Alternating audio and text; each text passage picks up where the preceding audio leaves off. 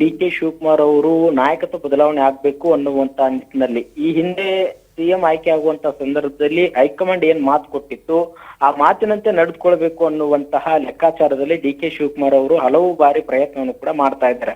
ಅದರ ಭಾಗವಾಗಿ ದೆಹಲಿಯಲ್ಲಿ ಕೂಡ ಬೀಡು ಬಿಟ್ಟು ಡಿ ಕೆ ಶಿವಕುಮಾರ್ ಅವರು ಹೈಕಮಾಂಡ್ ನಾಯಕರನ್ನ ಒಂದಿಷ್ಟು ಹಿಂದೆ ಮಾತುಕತೆ ಆಗಿರ್ತಕ್ಕಂಥ ವಿಚಾರಕ್ಕೆ ಸಂಬಂಧಪಟ್ಟಂತೆ ಒಂದು ತೀರ್ಮಾನ ತೆಗೆದುಕೊಳ್ಬೇಕು ಅನ್ನುವಂತ ನಿಟ್ಟಿನಲ್ಲಿ ಸಾಕಷ್ಟು ಪ್ರಯತ್ನವನ್ನು ಕೂಡ ಪಟ್ಟಿದ್ದಾರೆ.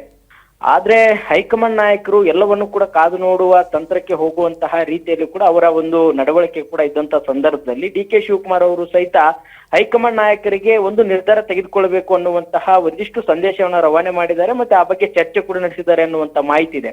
ಅದರ ಭಾಗವಾಗಿ ಇವತ್ತು ಡಿ ಕೆ ಶಿವಕುಮಾರ್ ಅವರು ಸಹಿತ ಹೈಕಮಾಂಡ್ ಮೇಲೆ ನನಗೆ ವಿಶ್ವಾಸ ಇದೆ ಅನ್ನುವಂತ ಮಾತುಗಳನ್ನು ಕೂಡ ಆಡಿರ್ತಕ್ಕಂಥದ್ದು. ಯಾಕಂತಂದ್ರೆ ಈ ನಾಯಕತ್ವ ಬದಲಾವಣೆ ವಿಚಾರಕ್ಕೆ ಸಂಬಂಧಪಟ್ಟಂತೆ ಡಿ ಕೆ ಶಿವಕುಮಾರ್ ಅವರು ಪ್ರತಿಕ್ರಿಯೆ ಕೊಡ್ತಾ ಇರಲಿಲ್ಲ.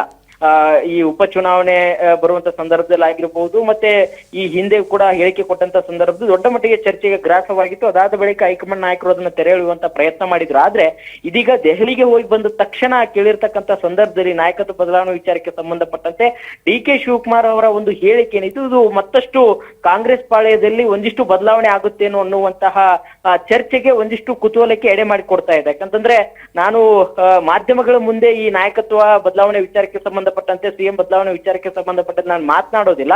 ಆದ್ರೆ ಎಲ್ಲವೂ ಕೂಡ ಪಕ್ಷದ ಹೈಕಮಾಂಡ್ ನಾಯಕರು ಹೇಳಿದಂತೆ ನಾವು ನಡೆದುಕೊಳ್ತೇವೆ. ಹಿಂದೆ ಸಿದ್ದರಾಮಯ್ಯವರು ಕೂಡ ಅದಕ್ಕೆ ಒಪ್ಕೊಂಡಿದ್ರು, ನಾನು ಕೂಡ ಒಪ್ಕೊಂಡಿದ್ದೆ.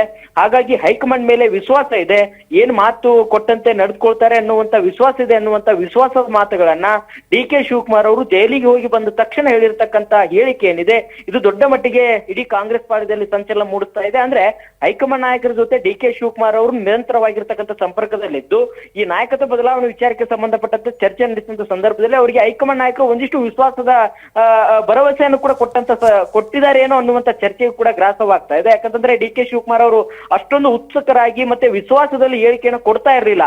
ನಾವು ಈ ಸಿಎಂ ಬದಲಾವಣೆ ವಿಚಾರಕ್ಕೆ ಸಂಬಂಧಪಟ್ಟಂತೆ ಪ್ರಶ್ನೆ ಕೇಳಿದಂತ ಸಂದರ್ಭದಲ್ಲಿ ಅದನ್ನ ಬೇರೆ ವಿಚಾರಕ್ಕೆ ತೆಗೆದುಕೊಂಡು ಹೋಗುವಂತ ಪ್ರಯತ್ನ ಮಾಡ್ತಿದ್ರು, ಅಥವಾ ಆ ವಿಚಾರದ ಬಗ್ಗೆ ಪ್ರತಿಕ್ರಿಯೆ ಕೊಡ್ತಾ ಇರಲಿಲ್ಲ. ಆದ್ರೆ ಇದೀಗ ಇವತ್ತು ಇದ್ದಕ್ಕಿದ್ದಂತೆ ಡಿ ಕೆ ಶಿವಕುಮಾರ್ ಅವರು ಒಂದು ವಿಶ್ವಾಸದ ಮಾತುಗಳನ್ನ ಆಡಿರ್ತಕ್ಕಂಥ ಹಿನ್ನೆಲೆಯಲ್ಲಿ ಒಂದಿಷ್ಟು ಹೈಕಮಾಂಡ್ ನಾಯಕರು ಸೂಚನೆ ಕೊಟ್ಟಂತೆ ಕಾಣಿಸ್ತಾ ಇದೆ. Deepa. S Basavaraj, thank you ತಮ್ಮ ಮಾಹಿತಿಗಾಗಿ.